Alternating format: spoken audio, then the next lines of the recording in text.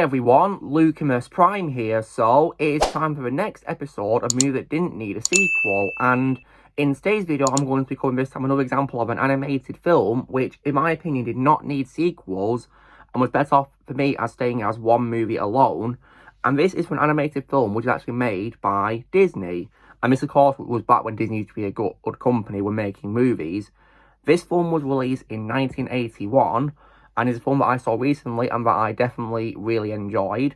And that film, of course, is none other than 1981's The Fox and the Hound. So you guys are going to be asking me what are my thoughts on this film. So I saw this film a few weeks ago at the time of this recording, and I gotta say that I definitely really enjoyed it. And I think it had a really great story with great characters. I definitely love the main character, Todd, who is voiced by Mickey Rooney. Rest in peace to Mickey. I might actually say this might be my favourite role of all time. I think he did a really great job playing Todd.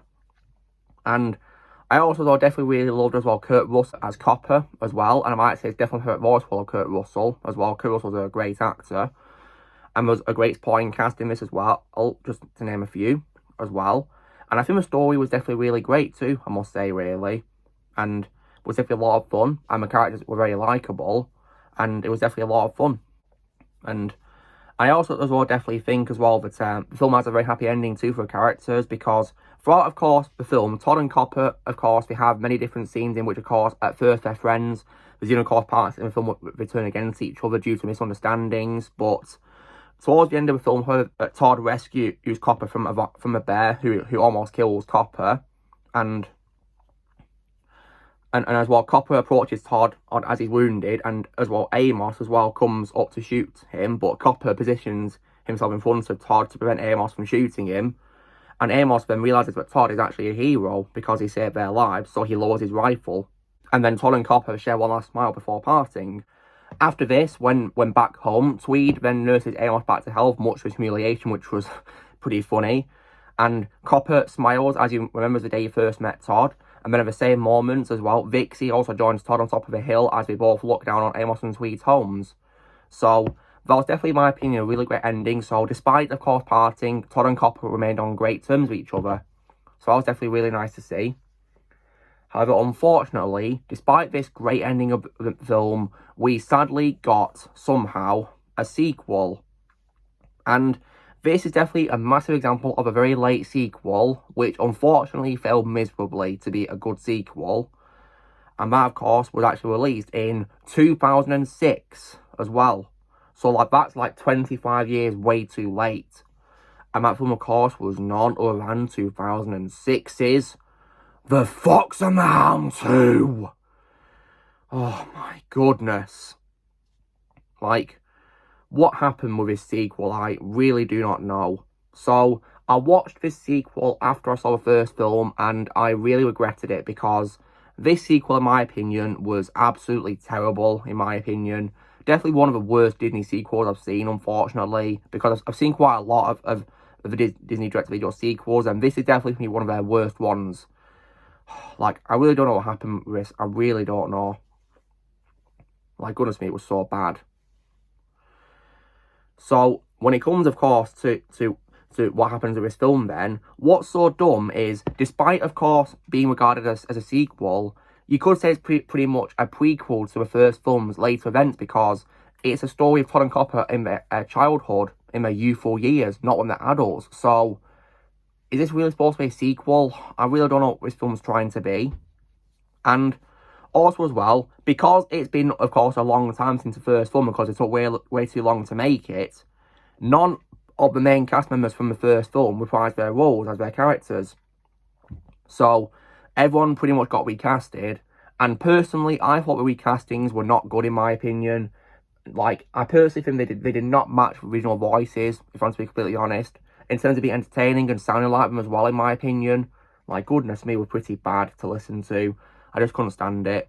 And in my opinion, the only redeeming quality of this film for me was Patrick Swayze, may rest in peace, because he's in this as a character called Cash, and it's his only voice role as well. And I would definitely think that he was, to me, the only best part of the film, in my opinion, because I feel that everything else in this film sucked. And what's so dumb is, despite, of course, this film being what's supposed to be a sequel to The Fox and the Hound, it doesn't really focus much on Todd and Copper for some reason. Like, instead focusing more on the new characters called Dixie and Cash. And aside from Cash, who I thought was the only best part of the film because he voiced by Patrick Swayze, I couldn't care less about these new characters. They just really annoyed me. They were nowhere near as entertaining or as likeable as Todd and Copper, in my opinion. Like, I just don't know what happened with this sequel. In my opinion, it was terrible. And it's also the same problem that many direct-to-video sequels have, which was also, in my opinion, bad visuals. Because you can definitely tell it was on a very cheap budget as well. And it just looks so bad, in my opinion. Like, I can't believe a film from the 80s had way more beautiful visuals to look at than this. 25 years later, and it looks terrible in comparison. Goodness me.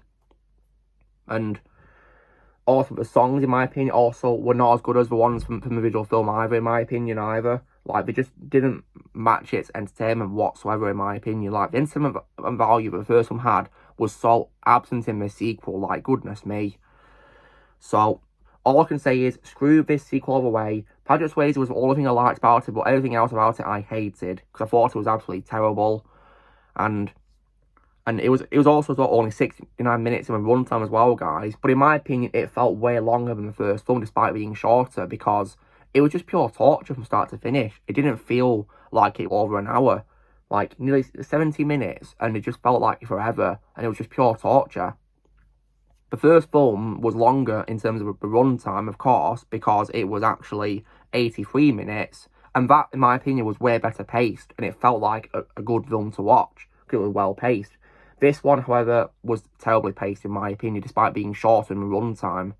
Like, why is it that films with short runtimes can be really boring? Like, that doesn't make any sense, does it? It's ridiculous. They should be well paced.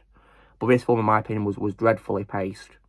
So, as far as I'm concerned, guys, there can only be one Fox and the Hound movie, and in the future, I will hopefully one day get the original film on Blu-ray. Hopefully I can see it to my stores one day and pick it up on Blu-ray, because I definitely think it deserves to have a place in my collection, because I definitely really love that film. As for a sequel, though, no, I'm definitely not going to own that anytime soon. Unless, of course, we do like a 2-pack Blu-ray of the films, there was no choice for me to get the first one on its own after Bite a Bullet, I guess, but on a positive note, though, at least I can do a trash talk for a sequel. Which I'll do after I give another positive review for the first film in the future, of course. So, anyway, guys, this is me covering why, in my opinion, The Fox and the Hound is definitely a big example of an animated film that did not need sequels. So, you know the drill, guys. Be sure to give this video a like. Also, be sure to tell me in the comments what you guys think of The Fox and the Hound. Do you need a sequel or not? Or comments below what you think. Also, be sure to join the team, pressing subscribe, and always come in the future, and I'll see you all later.